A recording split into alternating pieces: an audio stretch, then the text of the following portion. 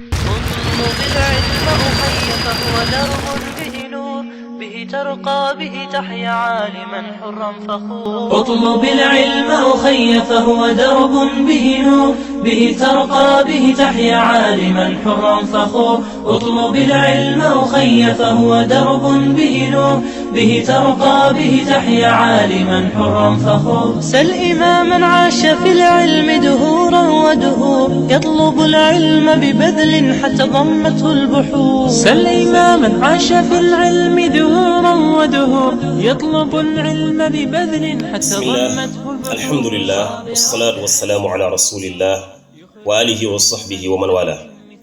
mbokk yi yeete assalaamu aleykum wa rahmatullahi wa barakatu. ñu dellusiwaat ci suñu bind bi nga xam ne baaxoo nañ koo am muy alquran ak ni nga xamee noonu lañ koy tafsiré ngir jéem a xam li nga xam ne moom la ay di wax. suñu bind bi passé mel na ni ñi ngi taxawoon fi nga xam ne mooy suratu Quraysh. gis nañ taxawaay yi nga xam ne si taxawoon nañ ko ci ak njàng ma nga xam ne defoon nañ ko ci. tey ñu war jël beneen saar boo xam ne moo ci topp muy suratul fiil. niñ ko baaxoo defee ginnaaw buñ jàngee laaya yi insha allahu taala soog di ñëw ci taxawaay ak faram-fàcce bi. a'udhu billahi minash shaytanir rajim. bismillahir rahmanir rahim. ألم تر كيف فعل ربك بأصحاب الفيل ألم يجعل كيدهم في تضليل وأرسل عليهم طيرا أبابيل ترميهم بحجارة من سجيل فجعلهم كعصف مأكول. kon loolu mooy suuratul fiil di saar woo xam ne borom bi subhaanahu wa taala da ciy nettali xew-xew boobu nga xamee ne moo amoon moo ñi nga xamee ne ñoo bëggoon a jug ngir màbb kaaba gi. suñ borom subhaanahu wa taala daa di leen di alag daa di sooyal seeni pexe waaye ñu ñàkka am la nga xam ne si moom doon wut. moo tax borom bi subhaanahu wa taala wax ne alam tara kayfa faala rabbuka bi ashaabil fiil.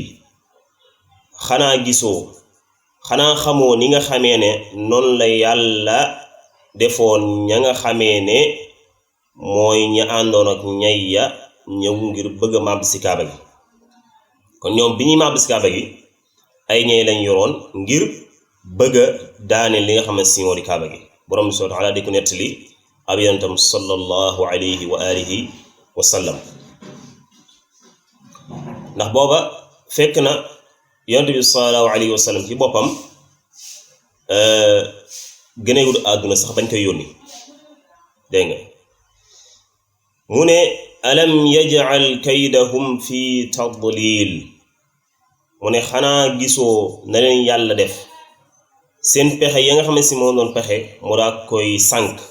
alam yaj'al kaydahum xanaa yàlla gisoo nam def seen pexe ya fi tadlil ci réeral seen pexe ya sànk ko. ndax pexe yi nasoon ngir ñëw màbb si kaaba gi yàlla ko sànk daa sànk pexe yooyu. naka la leen sànk seen pexe yooya alag leen ba nga xam ne lan doon wut amuñu ko. mu ne wa arsala alayhim tayran ababil.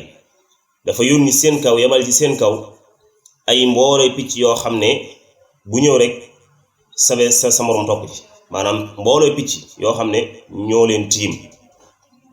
lu leen tax a jug tarmihim bi xijaaratin min sijil.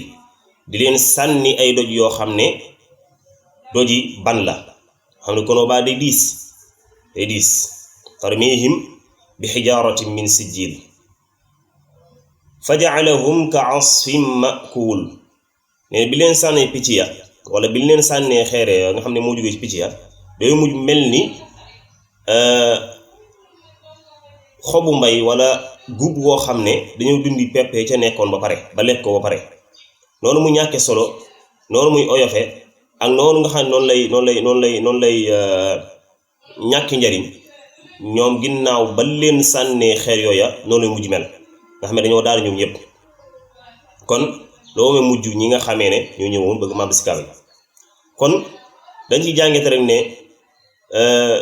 bépp pexe boo xam ne dafa jug jëm ci loo xam ne moomeelu borom bi subhanahu wa taala la borom bi subhanahu wa taala moo koy aaral boppam waaye borom bi ci ci saar bi dañuy nettali ba léegi kàttanam ak di ñu feeñalal kàttanam gi nga xamante ni bii gu yemul fenn la ak ni nga xam ne noonu jëfante ak ñooñu waaye léeg-léeg day gis ne nit ki mën naa rii pexe lool waaye day gis ne pexe ma fa muy mujjee lu tuuti mooy ñëw daal dina saxal pexe yooya ndax ñoom ay picc yi naaw ci asamaan ñoom lañ yebal seen kaw ñu leen di joori xeer ba nga xamante si fa lañ mujj fañ mujj kon